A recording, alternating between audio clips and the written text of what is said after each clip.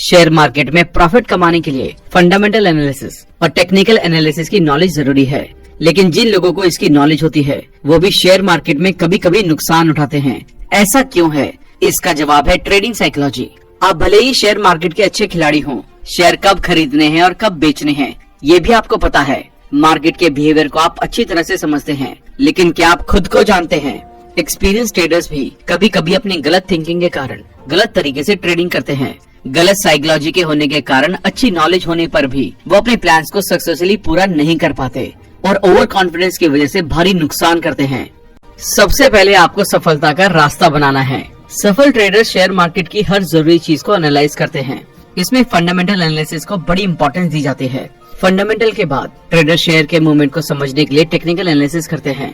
जब तक आप ट्रेडिंग करते हैं तब तक टेक्निकल एनालिसिस चलता रहता है। इससे मार्केट में आगे क्या होने वाला है इसका अंदाजा लगाया जाता है।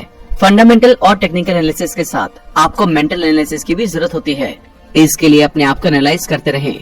मार्केट में एक ग्रुप ऐसा है जो हमेशा पैसे कमाता है और एक ग्रुप ऐसा है जो हमेशा पैसे गंवाता है। ऐसा क्यों होता है? क्या ये ग्रुप ज्यादा समझदार है या ये लोग ज्यादा मेहनत करते हैं? नहीं, जो ग्रुप हमेशा पैसे कमाता है वो मेंटल एनालिसिस पर भी अच्छा काम करता है। वो इन चीजों पर काम करते हैं जैसे किसी ट्रेड में कितना पैसा कमाना है, कितना रिस्क लेना है, मार्केट ट्रेंड क्या है। जो ग्रुप ये सब कुछ जानता है वो हमेशा पैसे कमाता है, क्योंकि इन बातों से उन्हें बेसिक फंडा क्लियर हो जाता है।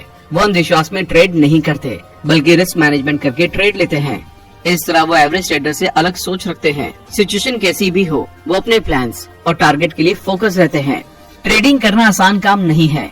डॉक्टर, लॉयर, साइंटिस्ट, यहाँ तक कि हाई लेवल ऑफिसर्स भी शेयर मार्केट में अपना पैसा गवा देते हैं क्योंकि उनके पास सही ट्रेडिंग साइकोलॉजी नहीं होती। ट्रेडिंग का मतलब है रिस्क लेना या फिर रिस्क को जल्दी से जल्दी एक्सेप्ट करना। जब आप रिस्क को एक्सेप्ट करेंगे तभी मार्केट में सफल हो सकते हैं। ज्यादातर लोग रिस्क लेने से घबराते हैं, जबकि रिस्क लेना एक अच्छे ट्रेडर की बेसिक स्किल में से एक है। मार्केट में जो हो रहा है आप हर बार उसे बदल तो नहीं सकते, लेकिन रिस्क टेकिंग एबिलिटी से उस रिस्क को मैनेज करके प्रॉफिट कमा सकते हैं।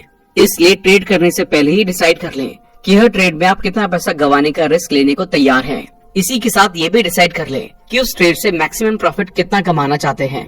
इस तरह फायदे और नुकसान के लिए पहले से तैयार रहकर ट्रेडिंग करना अच्छी ट्रेडिंग साइकोलॉजी की निशानी है। अब आपको ट्रेडिंग के लिए सही माइंडसेट की जरूरत है। हम सबको फ्रीडम अच्छी लगती है, सबको अमीर बनना है, सबको अपने अपने ट्रेडिंग रूल अच्छे लगते हैं। एक सफल ट्रेडर बनने के लिए ज्यादा रूल फॉलो करने की जरूरत नहीं है। जब एक ट्रेड लिया जाता है तो उसमें अनलिमिटेड प्रॉफिट पॉसिबिलिटीज होती हैं। फिर भी ट्रेडर अपने पैसे इसलिए गंवाते हैं क्योंकि उस प्रॉफिट के लिए वो मेंटली तैयार नहीं होते। अगर कोई ट्रेड हमारे माइंडसेट के अपोजिट होता है तो मेंटल बैलेंस बनाना मुश्किल हो जाता है, लेकिन अपोजिट सिचुएशन में मेंटल बैलेंस बनाए रखना एक अच्छे ट्रेडर की पहचान है। ऑथर कहते हैं कि मार्केट हर टाइम अनलिमिटेड मौके देती रहती है। इनका फायदा उठाने के लिए एक बच्चे की तरह बिहेव करें जो अपने हर काम में एंजॉय करना जानता है, ना कि स्ट्रेस में रहना।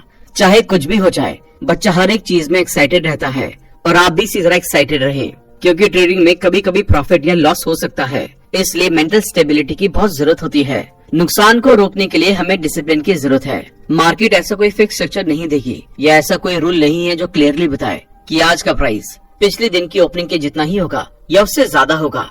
इसलिए पिछले डेटा को देखकर प्लान बनाएं और अपने इंडिकेटर के साथ डिसिप्लिन से बिहेव करें। अब आपको रिस्पॉन्सिबिलिटी लेना सीखना होगा। ट्रेडिंग करना एक जिम्मेदारी का काम है।